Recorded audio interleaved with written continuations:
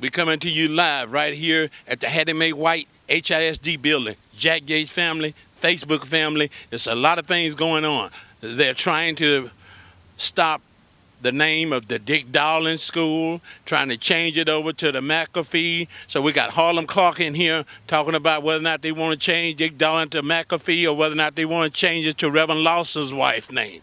Then we also got Jack Yates.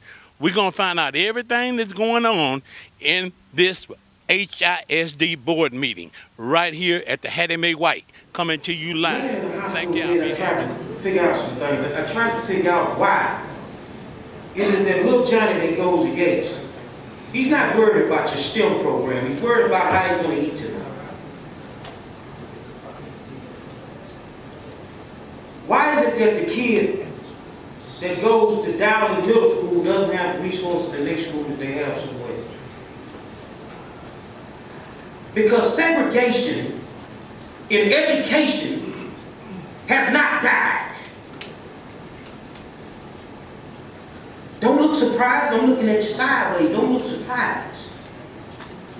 Because if a kid can walk through the front door of a school in an Anglo-Saxon neighborhood and have all the resources that they need, why is it that the kid in the black school can't walk through the door and get the same thing?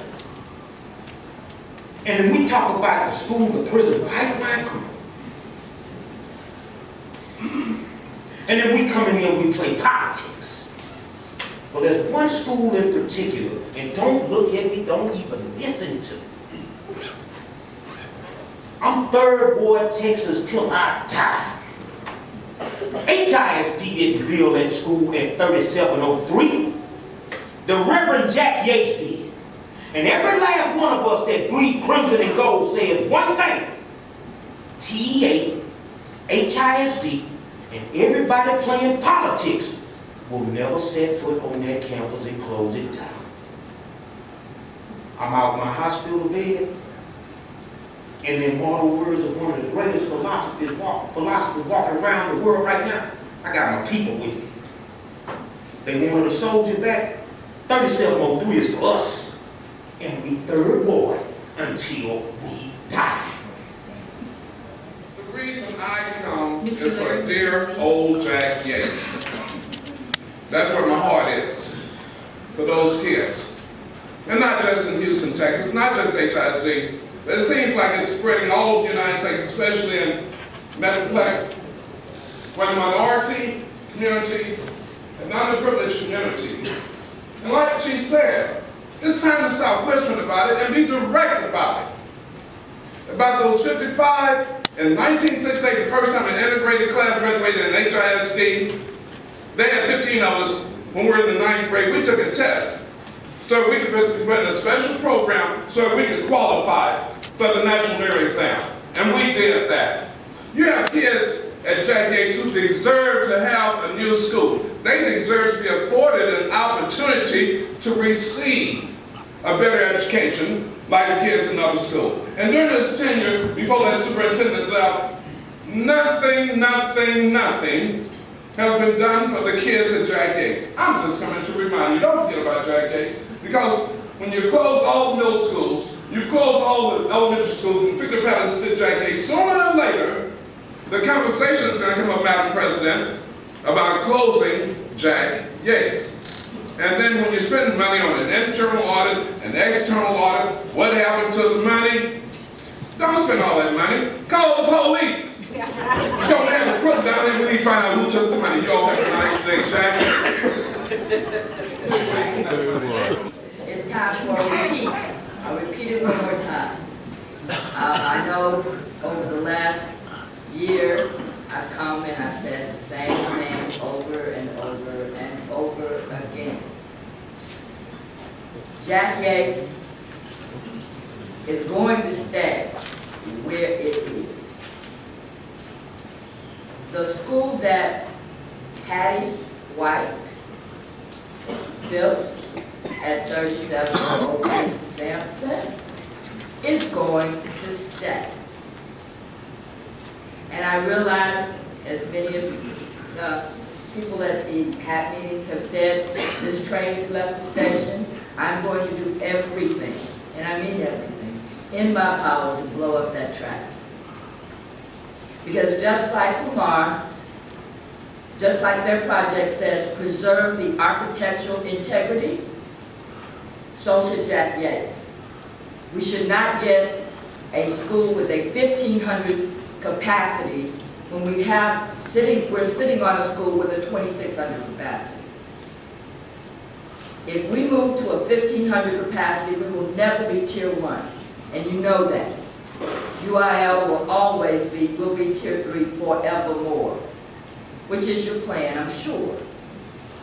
When you build an energy school in our backyard for 800 students, that should be a middle school because you made sure we have no feeder pattern. And the one school in our feeder pattern we share with Lamar. I really don't understand. I don't understand the attendance line for Lamar coming into my neighborhood. I don't understand the School of Communications at Lamar being exceedingly better than the School of Communications at Jack Yates, when it was the first one. You benched the cable. Your time is up. Ms. Tanya Holden. The same thing with schools. We shouldn't just put them on a 3-year IR plan. You just can't get a big group like that to turn around just like that. But anyway, I do want to put some positives out that Yates has been doing of late, especially since Principal Davis has been there and since some of the other teachers who are still there have been there. Principal Davis has the students in the Pathfinder program. There's a good AT program, even though we need more equipment at the school, along with a dual credit program with HCC. The campus instructional teams are building stronger lessons and working on building stronger relationships with the students. There has been community involvement to help guide and build support systems for the JY students by mentoring, tutoring, and assisting in critiquing scholarship essays. Linked Learning District Initiative that supports getting our students access to campus visits for all the students. Collaborative campus visits for students to have hands-on experiences at their campuses. Campus visits to local universities and colleges. Offers a good land-based maritime curriculum with visits to the Port of Houston and a good School of Communications that hosted the NC2A new staff the past couple of weeks. Yet they still need updated equipment for both of those programs. They have the photography, Eye on Houston, that began 21 years ago by Mr. Ray Carrington, whereby students' works are presented at the Museum of Fine Arts. And of course, there are about 3 or 4 more high schools that are participating now. Efforts to merge the honors program of UH and TSU with Jack Yates students for tutorials and mentoring, and the sports and debate teams have entered the district, regional, state, and UIL tournaments. Thank you. Thank you. Ms. Evelyn Brown. We have an array of shades of orange in the restroom, and the colors are blue on blue. So I wanted to make sure I came and told everybody that was here that they need to change that. Also, I come here to say about the new Energy High School that's supposed to be on the corner of Tier West and Southmore. We need a middle school in Southmore. Now, I didn't attend Yates, but I've lived in that community for 48 years and 7 months, all of my life. That's what we need. And to go and let you understand that the discrepancies, everything that these children are talking about, and everything that these lottery systems, all of that was created by H.I.S.D. And we need somebody, we need a superintendent that can go in and change that. And sometimes I disagree with Mr. Monroe, but I have to agree with him on the G-Money analogy. Because Mr. Greer, well, Dr. Greer, Dr. Sylvester, Dr. Page created a system of creating the animosity between the upper administration. We have to get rid of these systems because these systems are getting rid of older stakeholder teachers in Black and brown communities. And it continues to happen. And the same thing about the National Merit Scholarships. We have 40 high schools, we got 55 National Merit Scholarships. Each salutatorian and valedictorian should be a National Merit Scholar. If you think about it, because Facebook they have family, 4.5 Jack Gates family, I 4.7. got Mr. Monroe here. And Mr. Monroe, what do you think about the meeting that we had tonight? We heard how you felt about Jack Gates, and you're a diehard Jack Gates. You let the school board know it. And I'm going to give you the mic, Mr. Monroe, and you tell her how you felt about the meeting, especially when they let other people go on more than 3 minutes. Well, I'm gonna tell you, the court jesters that run the school district showed exactly how they felt about anything pertaining not just to Yates but to poor schools in general. You know, they really don't care. So bottom line is, this was a mockery again. You watched Davila, run the meeting because she's the vice president. She ran the school board meeting tonight because Rodriguez, the president, wasn't here. Okay. And you saw the unfairness in the way that the meeting was ran. Right. That when African Americans were up there and their time expired, she cut them off right there. Right. But when there was a white person up there, they could go on and on and on and on. I'm actually sitting on the front row, and I'm watching this white lady speak right before me, who goes on almost an additional minute. Right. You see what I'm saying? And then she was at a point where she wasn't even going to let me come up and speak. I had to remind her. Right. But bottom line is, segregation is not dead in public schools, especially in H.I.S.D. Yeah, you let the school board know. I let them know. I mean, they can get mad. If they mad, tell them get a dog. I really don't care. Right. They're going to have to get a dog or get some help because I'm finna make them madder. So, right. Just to let people know that I've moved into the district. Right. And somebody finna lose their seat. Right. Because I'm finna run for their seat. Yeah, because it don't seem like they're doing any justice towards Yates or any black schools. They don't care about black schools at all. Yates is in our status because 2 years ago you had these people put an inexperienced principal in our school that had never been a principal at the high school level. Right. And now 2 years later we're suffering the consequences of it. In other words, we deal in the aftermath. Exactly. Of what was that Greer who did this here? That was actually Greer, and that's the pattern that they use when they want to close schools.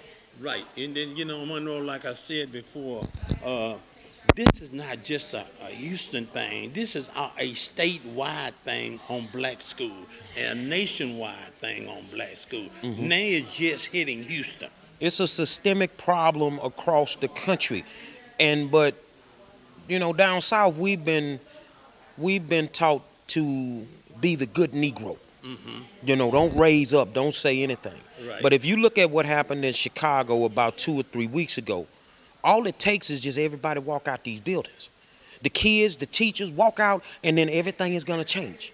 But until we get the balls to do that, nothing is going to change. In other words, nothing is going to change. We're going to fight the battle. Mm-hmm. We're going to win a few of these battles, but we're going to end up losing the war.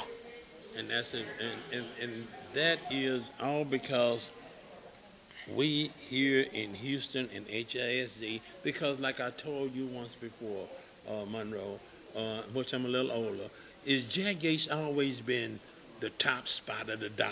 Exactly. They know if they knock off Jack Yates, everybody else will fall down like dominoes. Well, I tell you what, man, the Yates family, we need to challenge you guys because on the Facebook page, we got 3,500 people. In the boardroom tonight, we got 5. That's not making sense. And that's something that they understand, something that they believe in, and they know that's what they will use to play against us. So bottom line is, if we don't get aggressive, if we don't get proactive in this thing, we are going to lose this school.